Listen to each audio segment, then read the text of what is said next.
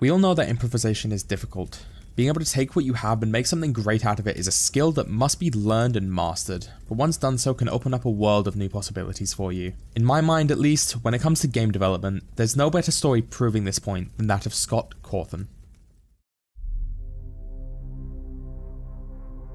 Prior to becoming the titan of the indie game genre that he is today, Scott Cawthon actually spent 20 years making games that went completely under the radar, catching the attention of very few online, with his first being released under the name of RPG Max in 2002, with him then going on to create a Christian animation studio called, well, Christian Media Animations.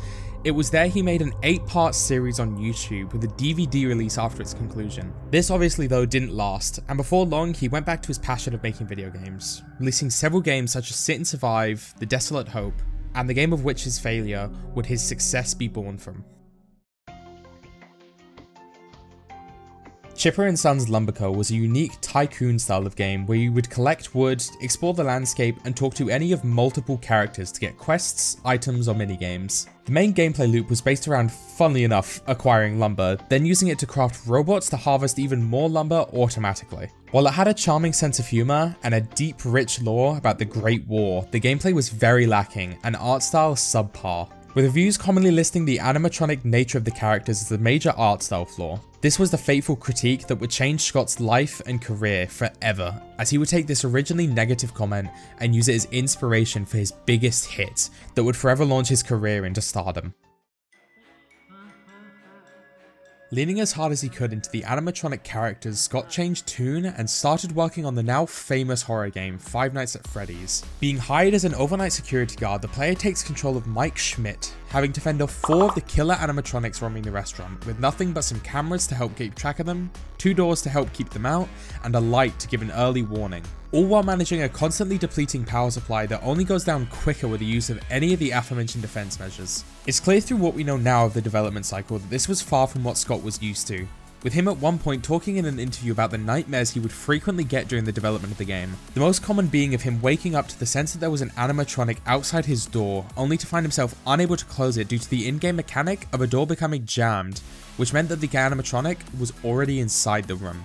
During the development, he would also find help from his nephews that would help playtest the game, and were able to stomp out the vast majority of bugs. Upon release, the game was a huge hit, building a whole new genre of horror games and becoming the second Minecraft-level YouTube cow the site has seen, bringing in countless views from various different channels, launching or further exploding many content creators, and making some fat-ass stacks for the once struggling game developer.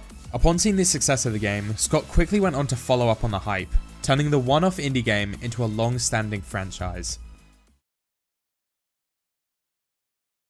Releasing only a matter of months after the original, FNAF 2 would suddenly be dropped onto Steam, simply bolstering more of FNAF.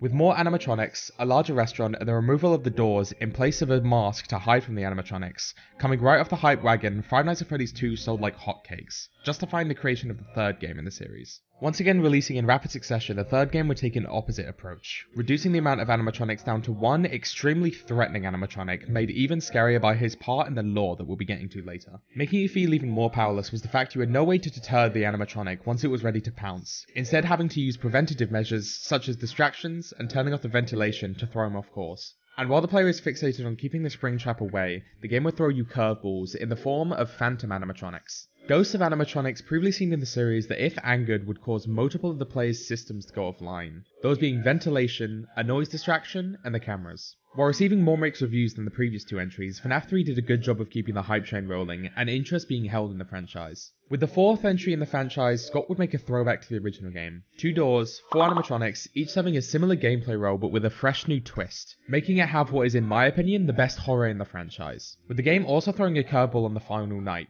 replacing all 4 animatronics with one extremely aggressive and intimidating animatronic to keep out. There were several games released after this, so many that it would take far too long to list them all in detail.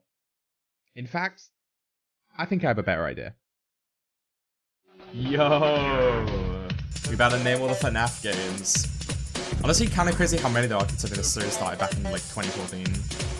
This man went kinda crazy on this shit, not gonna lie. Alright.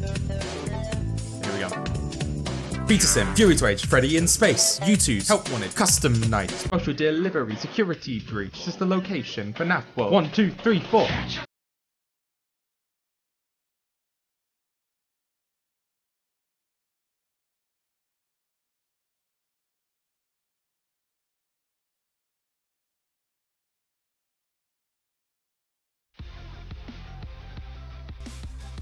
One of, if not the main reason for FNAF's major success was the game's lore, and more importantly, the way it was told. Sprinkling in small pieces of information in very difficult to find locations in a manner very similar to most ARGs, while making sure that the player base had only about 80% of the story given to them. This would keep the player base speculating and making theories on what has and will happen.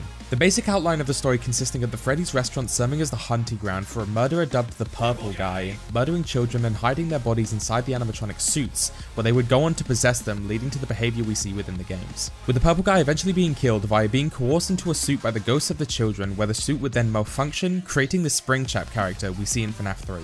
This is the very basic skim past of the story, and there's a lot more to be explained, but for the purposes of this video, this is all that needs to be known. Dead kids in suits, take control of suits. FNAF unsurprisingly branched out into other industries, with merch, books, and a movie that's about as likely to come out as the Minecraft or Half-Life one. The books, however, being written by Scott Cawthon himself, would see the same crackhead level release schedule as the games, with there being as many as 7 released in 1 year. There are so many, there's no point in me trying to— no! Gag's been done. Shoot. So many that there's no point in trying to break them down or list them individually. They essentially just consisted of cut-off stories set in a different but not necessarily completely unaffecting universe to the main games. While not being as successful as the games due to the average FNAF fan being far too young to read, the books obviously were still doing well enough to have them pumped out at the rate they were, as well as it was helping to grow and keep the fan base hooked in. It wasn't all sunshine and rainbows though, and nearing the release of the newest game Security Breach, Scott would land himself into some hot water with his community.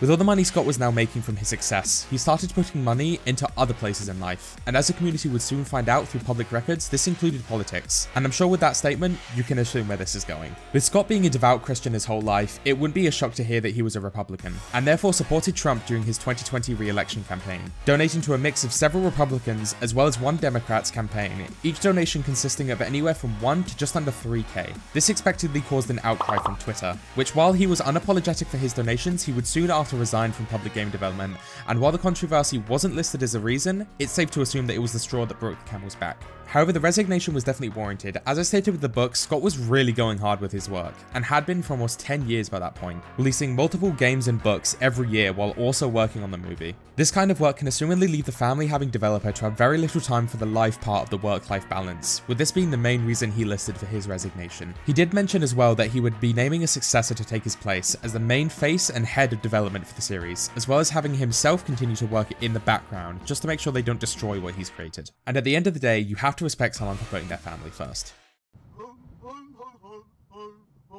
Scott Cawthon has cemented himself as a legend of indie game development, being able to take a colossal failure and use the lessons learned to create a success greater than anyone could have anticipated. Going on to create multiple installments a year to keep the ball rolling and then leaving when appropriate, Scott had built a legacy to be admired, and I hope his well-earned time with his family is going well. Serving as the example for how to grow as a developer, Scott Cawthon really is the bastion of improvised success. Thank you all so much for watching. I'm still brand new to YouTube, so if you could help out by doing all the usual stuff, I'd greatly appreciate it. Regardless though, I hope you enjoyed the video, and I hope you all have a great rest of your day.